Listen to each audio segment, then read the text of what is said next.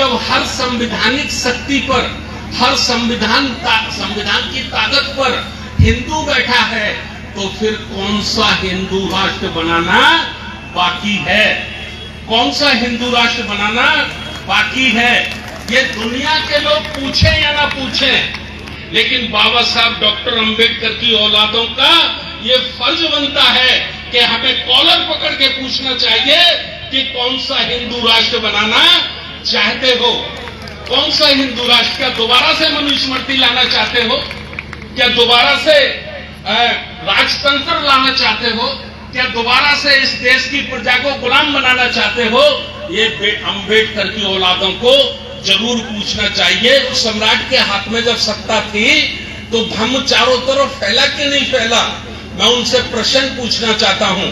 मेरा प्रश्न है कि राज सत्ता से धम्म प्रभावित हुआ था या धम्म से अशोक सम्राट प्रभावित हुए थे?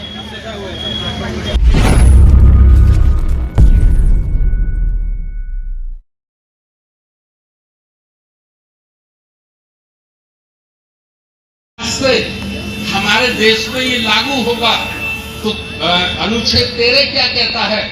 अनुच्छेद 13 कहता है कि प्राचीन काल की जितनी भी मान्यताएं हैं, प्राचीन काल के जितने भी नियम कायदे हैं, वो सारे के सारे 26 जनवरी 1950 से उनको शून्य घोषित किया जाता है, उनको खत्म किया जाता है। अर्थात जितने भी वेद पुराण ग्रंथ मनुस्मृति थी वो सारी की सारी समाप्त कर दी गई।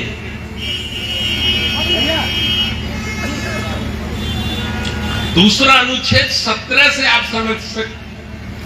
अनुच्छेद 17 में बाबा साहब डॉक्टर अंबेडकर ने लिखा 26 जनवरी 1950 से भारत का प्रत्येक नागरिक समान रूप से बराबर का होगा, ना कोई छोटा होगा ना कोई बड़ा होगा, और भारत की हर संपदा में चपरासी से लेकर राष्ट्रपति भवन तक, चपरासी से लेकर सुप्रीम कोर्ट तक प्रत्येक व्यक्ति को बराबर की स्पर्धा करने का, बराबर का हिस्सा लेने का अधिकार होगा। तो ये साथियों, चौथी क्रांति बाबा साहब डॉक्टर अंबेडकर और अनेक महापुरुषों के कारण ये हमारी सफल हुई। मैं ये बातें इसलिए कहना चाहता हूं कि जो विदेशी लोग थे वो पराजित हो गए, बाबा साहब सफल हो गए, लेकिन वो शांत नहीं बैठे हैं, वो शांत नहीं बैठे हैं। वो चौथी क्रांति जो पुष्पमित्र संघ को पराजित करके हमारे संविधान के रूप में हमने विजय के रूप में हासिल की है, अब वो लोग आज भी छुपकर, आज भी षड्यंत्र करके उस हमारे लोकतंत्र को और उस हमारे संविधान को खत्म करने की साजिशें रचने में लगे हुए हैं।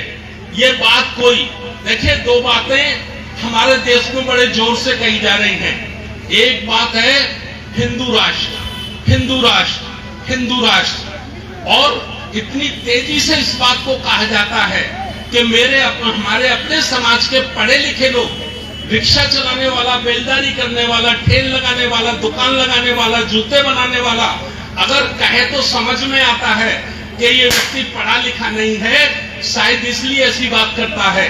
लेकिन पढ़े लिखे लोग, बहुत पढ़े लिखे लोग क्या कहते हैं, मुझसे कहते हैं, सर अगर हिंदुस्तान में हिंदू राष्ट्र नहीं बनेगा तो क्या पाकिस्तान में बनेगा? मैं उनसे 3 सवाल पूछता हूं। मेरे वो 3 सवाल होते हैं। पहला सवाल, देश का राष्ट्रपति कौन है? पहला सवाल।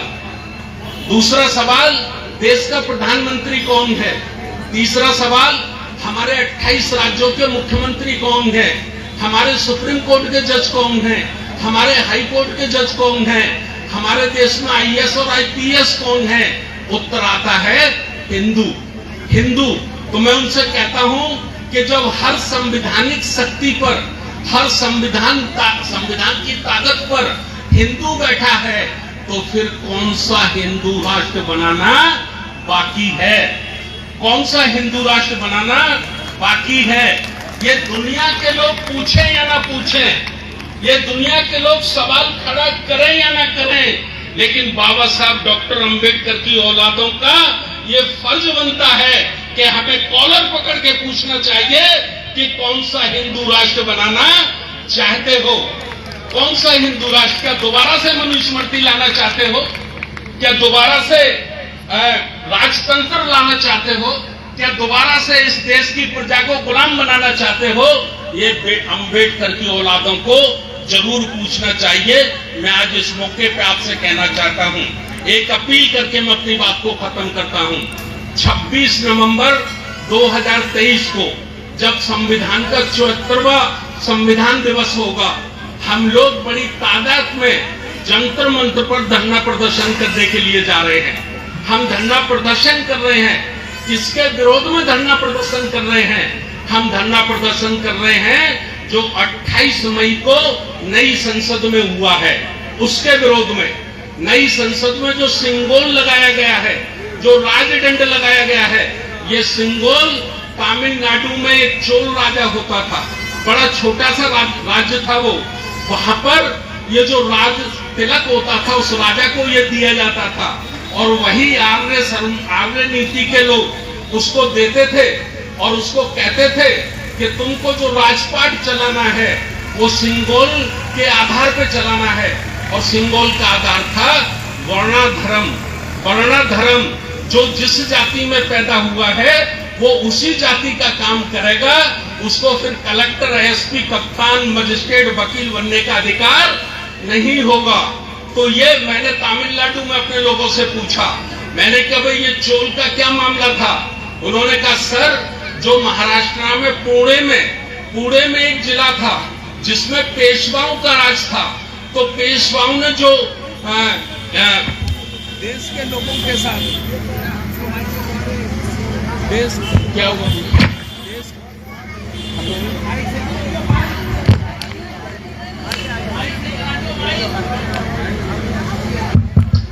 देश के लोगों के साथ, आप पढ़ते होंगे, आपने देखा नहीं होगा, सुना होगा कि गले में हड़ी और कमर पे जो झाड़ू बांधने का काम किया था वो पेशवा राजाओं ने किया था, पुणे के राजाओं ने किया था। ऐसा ही राज चोल में था। तो हम पूछना चाहते हैं कि अब लोकतंत्र है, अब प्रजातंत्र है। प्रजातंत्र में वो 500 वर्ष पुरानी इतनी घृणित संस्कृति का प्रतीक चिन्ह लगाने का क्या मतलब है, क्या उद्देश्य है? उसका विरोध हम करना चाहते हैं। ये जो संसद भवन है, तो ये संसद भवन लोकतंत्र का मंदिर है, ये किसी की आस्था का मंदिर नहीं है, ये प्रजा का मंदिर है। इसमें देश के लोगों के अधिकारों की चर्चा होगी, अधिकारों की बात होगी। तो अगर आप उसमें श्रद्धा रखते हैं तो आप उसको उठा लें, अपने अनेक जगह कहीं भी उसको स्थापित कर दें, हमको उससे कोई ऐतराज नहीं है कि लोकतंत्र के मंदिर में कोई ऐसी चीज नहीं रखी जानी चाहिए जिसने इस देश को गुलाम और लाचार बनाने का काम किया हो। इसका विरोध करना होगा। तो इसके लिए साथियों, हम लोग 26 नवंबर को आप लोगों से भी निवेदन करते हैं, क्योंकि मैं जो बोल पा रहा हूं और आप जो सुन पा रहे हैं, ये ताकत कौन देता है? संविधान। ये ताकत हमको देश का लोकतंत्र देता है, प्रजातंत्र और संविधान हमको ये ताकत देता है। और अगर ये संविधान नहीं रहेगा, लोकतंत्र नहीं रहेगा, तो फिर हम लोग गुलाम हो जाएंगे। हो सकता है हमारी आपकी जिंदगी कट जाए, लेकिन हमारे नाती बेटों का भविष्य बहुत अच्छा होने वाला नहीं है। अगर हम चाहते हैं कि अपने नाती बेटों का भविष्य अच्छा बनाएं, तो इस वर्तमान की पीढ़ी को सड़कों से निकलना होगा, इसको त्याग करना होगा, संघर्ष करना होगा। यह मैं आपसे कहना चाहता हूं। एक लाइन कहकर मैं अपनी बात को खत्म करता हूं। कुछ साथी कहते हैं कि अगर राज सत्ता हमारे हाथ में होगी तो धम्म तो अपने आप आ जाएगा। उदाहरण वो देते हैं कि अशोक सम्राट को देखिए, अशोक सम्राट के हाथ में जब सत्ता थी तो धम्म चारों तरफ फैला कि नहीं फैला? मैं उनसे प्रश्न पूछना चाहता हूं। मेरा प्रश्न है कि राज सत्ता से धम्म प्रभावित हुआ था या धम्म से अशोक सम्राट प्रभावित हुए थे? राज सत्ता से धम्म प्रभावित हुआ था या धम्म से अशोक सम्राट प्रभावित हुए थे? उत्तर होगा, यदि धम्म नहीं होता भिक्षु संग नहीं होता तो अशोक सम्राट भी चंडाल से धम्म प्रिय अशोक नहीं बनते। और बाबा साहब डॉक्टर अंबेडकर जी ने भी कहा है, मान्यवर काशीराम साहब जी को भी हमने सुना है, जिस समाज की गैर राजनीतिक जड़ें मजबूत होती हैं, जिस समाज की गैर राजनीतिक जड़ें मजबूत होती हैं, वही समाज लंबे समय तक सत्ता में कामयाब हो सकता है। तो हमको धम्म को मजबूत करना होगा। यदि धम्म मजबूत हो जाएगा तो फिर हमारी 6 महीने की या 5 महीने की या 15 महीने की सरकारें नहीं बनेंगी, बल्कि हजारों वर्षों की परमानेंट हमारी सरकारें इस देश में बनेंगी। इसलिए हमको समाज को सामाजिक रूप से और धार्मिक रूप से भी मजबूत और संगठित करने की जरूरत है। मैं आयोजक साथियों से, बौद्ध जन कल्याण समिति के समस्त पदाधिकारी, लॉर्ड बुद्धा सोसाइटी मुरादाबाद के समस्त पदाधिकारियों का मैं आभार व्यक्त करना चाहता हूं, धन्यवाद व्यक्त करना चाहता हूं कि आप लोगों ने बहुत अच्छा प्रोग्राम किया है और आप पिछले 5 वर्षों से कर रहे हैं। इसके लिए आपका बहुत बहुत धन्यवाद। लेकिन एक छोटे से निवेदन के साथ, यदि हम बुद्धिस्ट हैं, हम बाबा साहब के अनुयायी हैं, तो हमारी 2 ड्रेस है, हमारी 2 यूनिफॉर्म है। एक यूनिफॉर्म है हमारे भिक्षु संघ की चीवर और दूसरी यूनिफॉर्म है हमारे उपासकों की सफेद कपड़े। मैं निवेदन करना चाहता हूं, अगली वर्ष में जरूर आऊंगा आपके प्रोग्राम में और मैं देखना चाहता हूं कि हमारे सारे भाई, बुजुर्ग, नौजवान, बच्चे, हमारी माताएं, हमारी बहनें, हमारे छोटे छोटे बच्चे सबके सब सफेद कपड़ों में होने चाहिए, जिससे देखने वाले लोग कहें कि अगर संस्कार सीखने हैं तो बौद्धों से सीखो, बौद्धों से प्रेरणा लो। जब तक पहचान स्थापित नहीं करेंगे कोई हमारा लोहा मानने वाला नहीं है। अगर हम चाहते कि दूसरे लोगों को भी प्रभावित करें तो हमें अपने संस्कारों में बदलाव लाना होगा, अपनी पहचान स्थापित करनी होगी। बहुत बहुत धन्यवाद। नमो बुद्धाय। जय भीम।